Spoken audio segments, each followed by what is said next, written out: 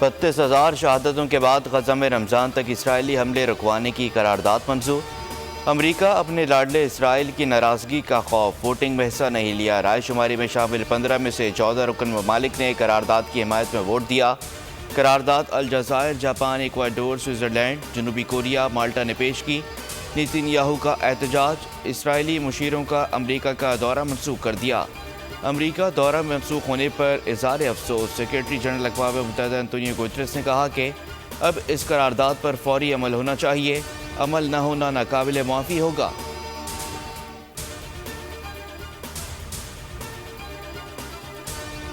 Hamas کا غزہ جنگ بندی قرارداد منظور ہونے کا خیر مقدم۔ حماس نے کہا کہ اقوام متحدہ کی قرارداد فوری طور پر قیدیوں کی دو طرفہ تبادلے پر زور دیتی ہے۔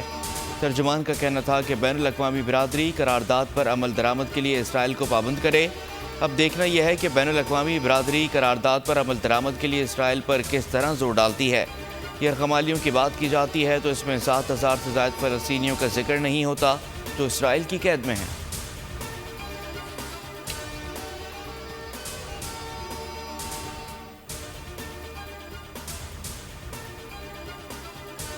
اسرائیل کی ہٹ درمی برقرار، اسرائیلی وزیر دفاع نے کہا کہ امریکہ کو بتا دیں گے اسرائیل حماس کے خلاف کارروائی کرے گا۔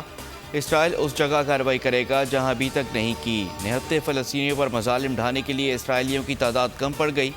اسرائیلی وزیراعظم فوجی بھرتی کا متنازع بل پیش کرنے کا خواہشمند، اپوزیشن کی تنقید۔ کہا کہ نیتن یاہو کی کوشش ہے کہ امریکی دورے کی منسوخی کی ناکامی چھپائی جائے۔ سیونی فورسز کی کارروائیوں میں مزید 84 فلسطینی شہید ہو گئے۔ شہداء کی تعداد 32,000 کے قریب پہنچ گئی۔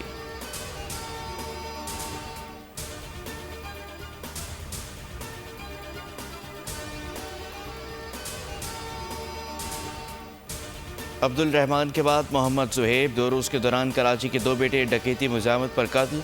سرجانی ٹاؤن عبداللہ موڑ کے قریب ڈکیتی مزاحمت پر فائرنگ سے ایک شخص جاں بحق ہو گیا۔ مقتول ماموں کے گھر افطار پر آیا تھا، افطار کے بعد واپس گھر جا رہا تھا۔ ڈاکوؤں نے روکنے کی کوشش کی مگر وہ نہ رکا تو ڈاکوؤں نے سیدھا سینے پر فائر کر دیا۔ 35 سالہ زہیب موقع پر ہی دم توڑ گیا۔ جائے بکوا سے 9mm کا ایک خول ملا ہے۔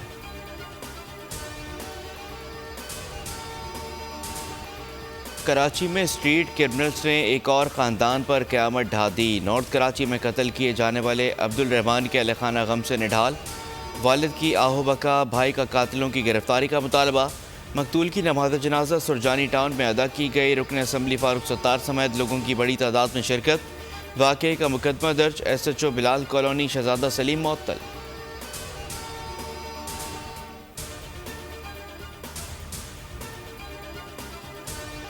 کراچی والے اسٹریٹ کرمنلز کے رحم و کرم پر سال 2024 کے 80 دنوں میں 46 افراد کو ڈکیتی مزاحمت پر ابدی نیند سلا دیا گیا۔ روزانہ 260 سے زائد اسٹریٹ کرائم کی وارداتوں میں شہریوں کو گھروں میں محصور کر دیا۔ 125 موٹر سائیکل کی آواز اہلیان کراچی کے لیے خوف کی علامت بن گئی۔ ادھر سندھ کے وزیر داخلہ کہتے ہیں کہ کراچی میں جرائم میں کمی آ رہی ہے۔ بول نیوز سے خصوصی گفتگو میں کہا کہ چند دن پہلے چارج لیا ہے، حالات بہتر ہوں گے۔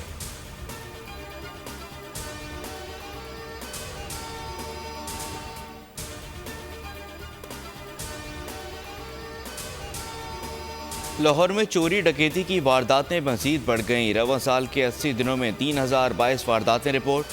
4 شہریوں کو موت کے گھاٹ اتار دیا گیا۔ ڈاکوؤں نے صدر میں 2، ماڈل ٹاؤن اور سٹی ڈویژن میں ایک شہری کی جان لی۔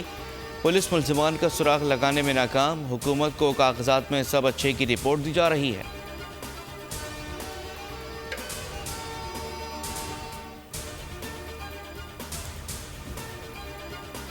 وفاقی وزیر احد چیمہ کہتے ہیں کہ گورنر پنجاب نے ان کی وجہ سے آڈٹ کا حکم نہیں دیا۔ یہ تاثر غلط ہے کہ میری وجہ سے کسی آڈٹ کا حکم دیا گیا ہے۔ پرنسپل نے بورڈ کی بات بھی نہیں مانی تھی۔ پرنسپل صاحب نے گورنر پنجاب کو کوئی بھی ریکارڈ دینے سے منع کیا تھا۔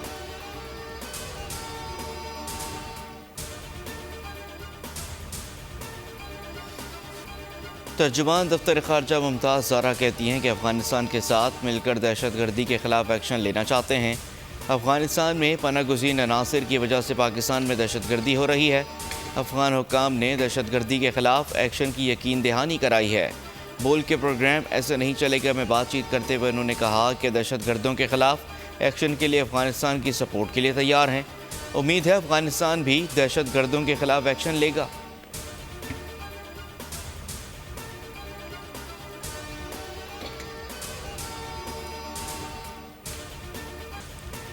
500 کا بل 1500 کا ہوگا۔ کے پی اور پنجاب میں گیس صارفین پر بڑے جال کی تیاری۔ گیس کمپنی نے قیمتوں میں 155% اضافہ مانگ لیا۔ اوگرا میں اہم سماعت دوران سنوائی صنعتکاروں کا احتجاج، تنبیہ کی کہ پیداواری لاگت بڑھ جائے گی۔ چیئرمین اوگرا بولے ضروری نہیں جتنا اضافہ مانگا ہے اتنا ہی کریں، جو بھی فیصلہ ہوگا 1 جولائی سے ہوگا۔ عوام کا کہنا ہے کہ مہنگائی ویسے ہی اتنی ہے، گیس مہنگی ہو گئی تو زندہ رہنا مشکل ہو جائے گا۔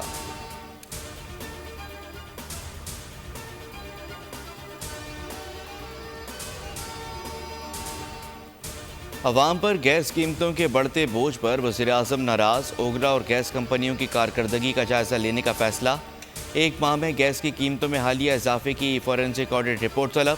3 ماہ میں گیس انفراسٹرکچر، گیس چوری اور ناقص کارکردگی کی رپورٹ پیش کرنے کی ہدایت۔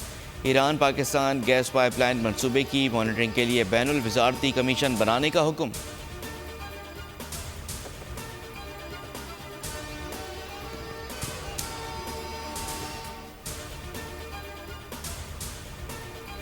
اگلے 10 سے 15 سال میں ملک سے سستی گیس ختم ہو جائے گی۔ ہر سال 8 سے 10% گیس کم ہو رہی ہے۔ نون لیگ کے رہنما خرم دستگیر کی بول کے پروگرام ایسے نہیں چلے گا میں گفتگو۔ کہا نجکاری سے عوام کو ریلیف نہیں ملے گا لیکن مزید تکلیف سے بچایا جا سکتا ہے۔ امید ہے پاکستان پیپلز پارٹی نجکاری کے معاملے پر ساتھ دے گی۔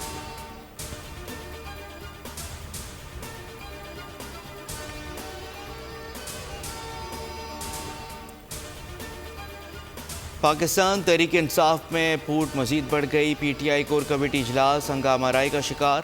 شیر افضل مروت اور نیاز اللہ نیازی کے درمیان شدید تلکلامی، دونوں کی ایک دوسرے کو خطرناک نتائج بھگتنے کی کھلی دھمکیاں۔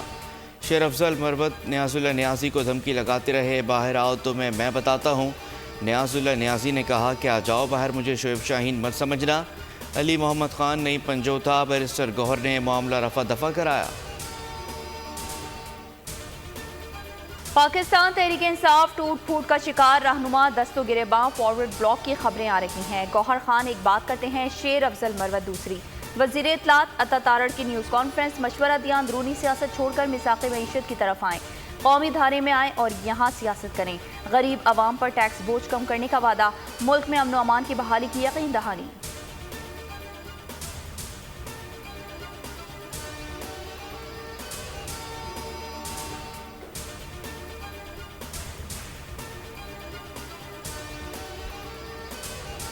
فیصل آباد میں پتنگ کی ڈور سے آصف کی موت کے ذمہ داروں کی نشاندہی، نجی عمارت پر پتنگ بازی میں قاتل ڈور کا استعمال ہوا۔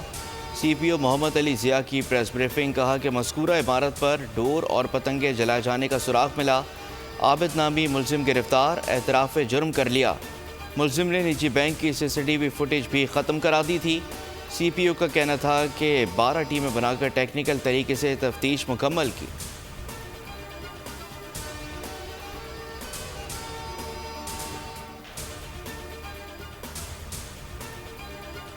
سوال یہ ہے کہ ماسکو حملے کا فائدہ کس کو ہوا؟ روس کی دلچسپی ماسکو میں حملہ کرنے والوں کے گاہک میں ہے۔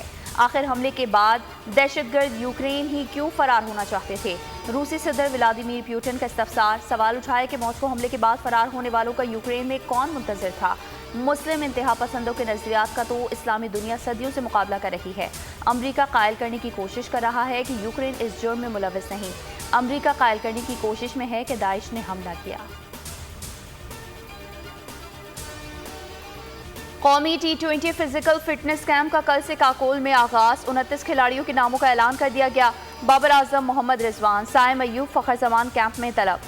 صاحبزادہ فرحان، حسیب اللہ، سعود شکیل، محمد حارث اور سلمان آقا کے علاوہ عثمان خان کو بھی بلا لیا گیا۔ اعظم خان، افتخار احمد، شاداب خان، اسامہ میر، محمد نواز بھی شامل۔ عماد وسیم اور محمد عامر اور دیگر کے نام بھی شامل۔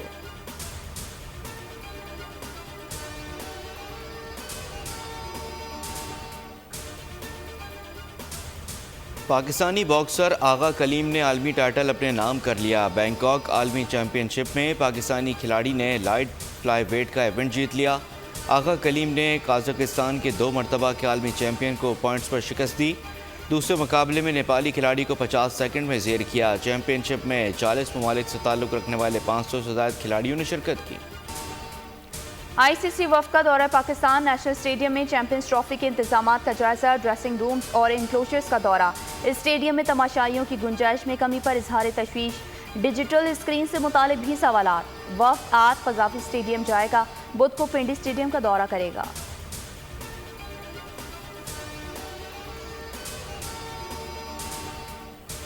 اور معروف ڈرامہ اور ناول نگار حسینہ معین کو دنیا سے رخصت ہوئے 4 برس بیت گئے۔ زیر زبر پیش، انکہی، تنہائیاں، دھوپ کنارے اور آئینہ جیسے ڈرامے تحریر کیے۔ بھارتی فلم ساز راج کپور کی خواہش پر ان کی فلم ہینا کے لیے مکالمے بھی تحریر کیے۔ حسینہ معین کو تمغہ برائے حسن کارکردگی سے نوازا گیا۔